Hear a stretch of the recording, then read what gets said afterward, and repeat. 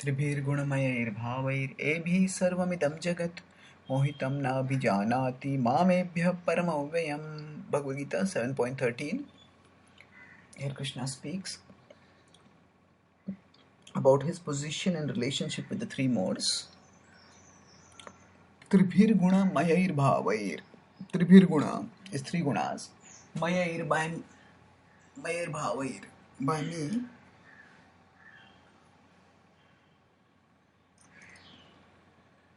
Tribhir Maya is Maya here.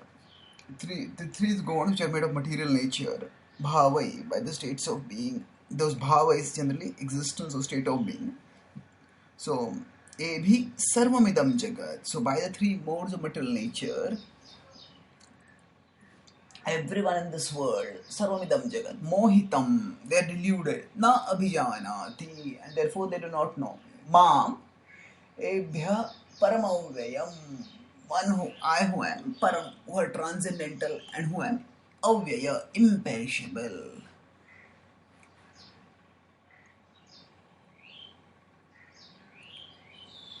So Krishna has from 7.7 till 7.12 talked about how he is the essence of everything, how he is immanent within. He used the principle through first analogy of the underlying thread in a necklace, and then he used examples of how he is immanent.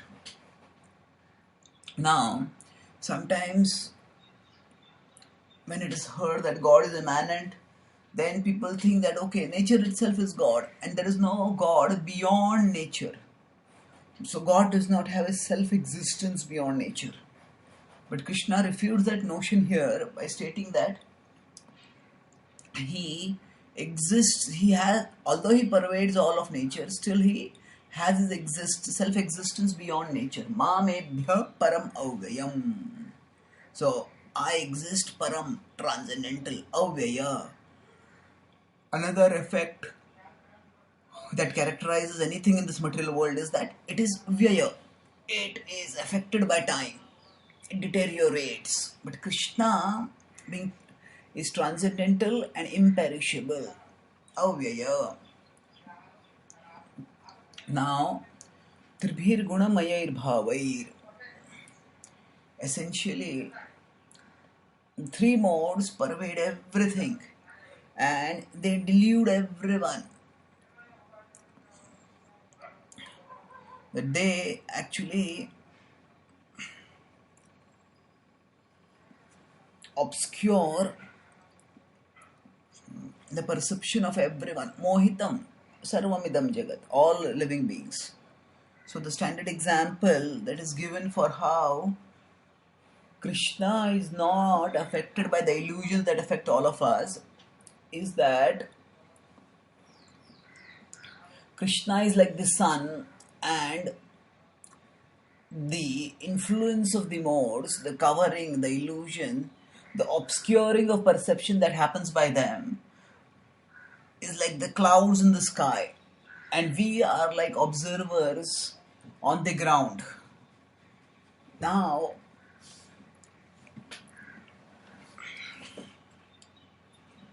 there are three different points which are conveyed by this metaphor. First of all is the straightforward point that the clouds actually cover us, not the sun.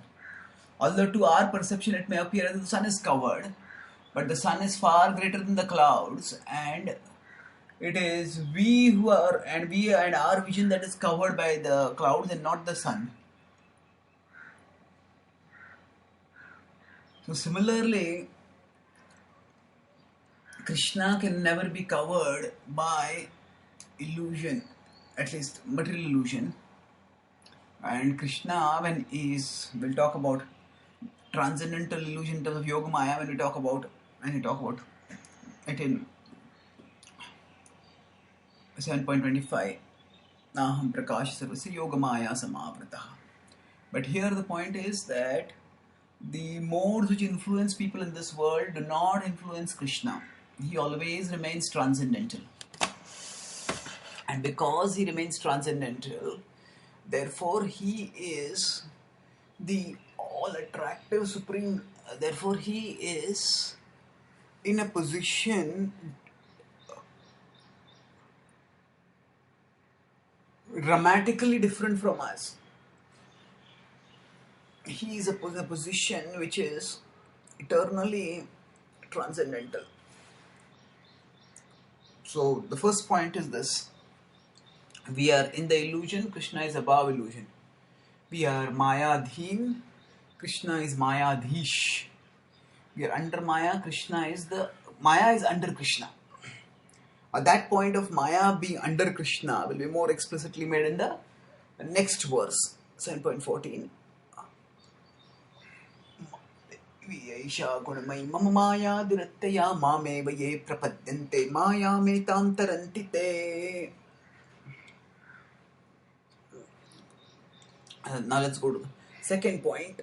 Here, another point is that the sun, although it is obscured to our vision by the clouds, the clouds are also a result of the sun's actions. It is because the sun evaporates the water from the earth, and then that water rises as water vapor and then combines together, and then clouds are formed. So the clouds are not a independent reality that can act in defiance of the sun, in the sense that the clouds are created by the action of the sun,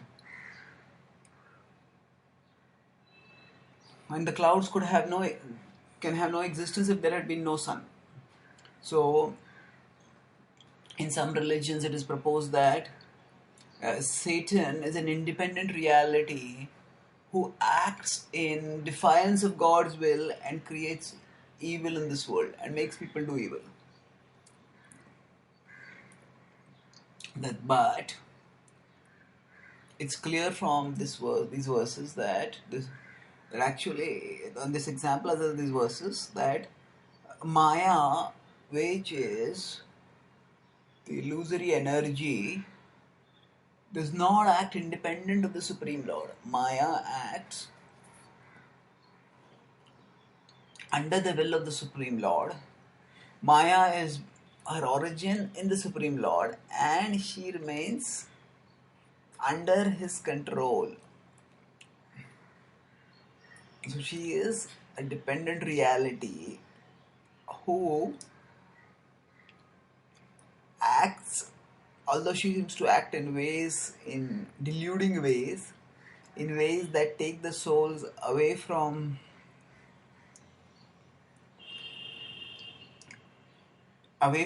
Krishna, but that is a part of her service to test the sincerity of the soul's intentions to serve Krishna. So the point is that she is not independent of Krishna. And then thirdly,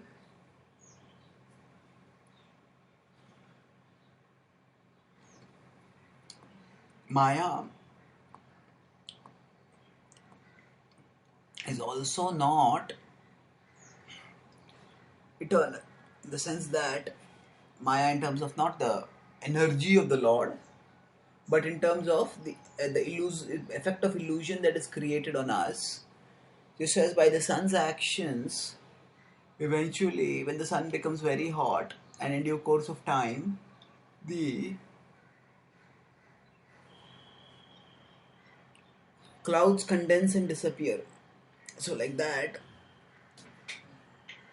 the illusion can be dissipated by the Lord's will. Now from below, it is not very practical for us to try to somehow heat up the clouds or to cause their condensation. Some scientific experiments have been attempted to try to bring about cloud condensation, but they've not been substantially successful in terms of giving tangible amounts of rain to make such a high expenditure project worthwhile.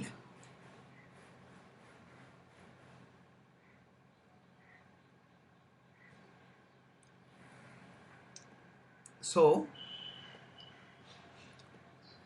what we need to understand is that Krishna is always in control, that Krishna is always transcendental, and Maya is his energy which deludes according to his will, and as per his will she can remove her deluding influence if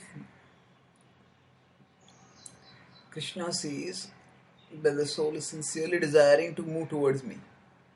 Now further it is stated that mohitam na abhijanati.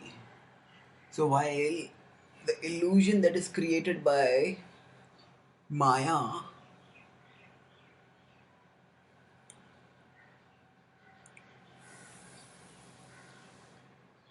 is often thought of in terms of it making us attracted to the things of this world, because of Maya, say, we get attracted to temporarily good looking bodies. It is because of Maya that we feel an irresistible pull towards the sense objects. Of course, that pull we feel because we also have a desire to enjoy matter. Purusha prakritistohi bhungte prakritijan gunan. Bhungte. Because the soul desires to enjoy, so everything else follows afterwards. The soul becomes entangled. But still, even after we feel desire to enjoy, the response in terms of the uh, of contacting the appealing sense objects and feeling the arousal within us, all that happens under the arrangement of Maya. So normally we think of Maya in terms of the attraction she creates toward the sense objects, but here Krishna talks about uh, a more relevant effect of Maya for this discussion, and that is that Maya deludes us about Krishna. Maya prevents us from understanding Krishna.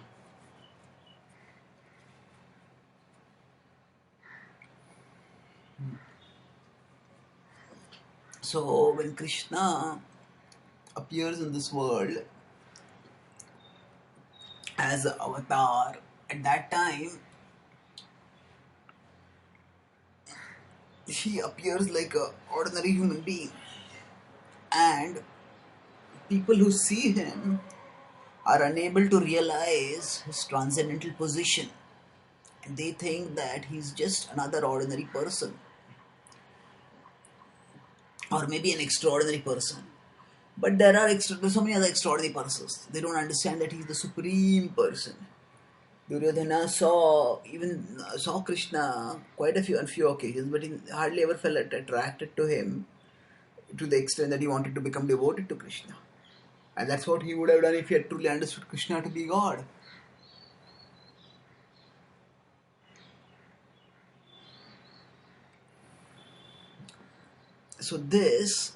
So even when Krishna showed the Vishwarupa, when he went to Kurukshetra as a Shantidut, when he went to Hastinapur as a Shantidut,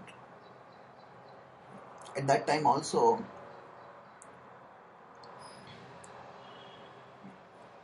Duryodhana said that Krishna just showed some magic and I am not impressed. I can also show so many forms. What is the big deal about it? So essentially,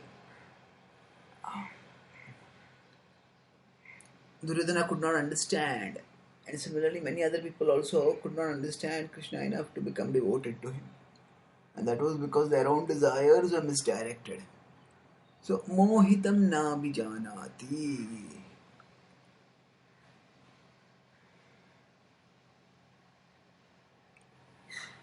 So, common people cannot know Krishna because he is transcendental, because he is non-material, because he is beyond the modes, and our illusory attraction toward the sense objects is of course a widely known and widely documented effect of the modes, but a far more detrimental effect is our misunderstanding about Krishna, because that is what uh, destroys our prospects of coming out of material existence. Our attraction to sense objects entangles in material existence. But if we are attracted to Krishna, if we understand Krishna, then we will become attracted to him. If we are attracted to Krishna, then we still have some hope of becoming disentangled from the sense objects. But if we are not attracted to Krishna because we don't understand him, then for us the primary way of getting out of material existence is damaged, and thus our material existence gets perpetuated.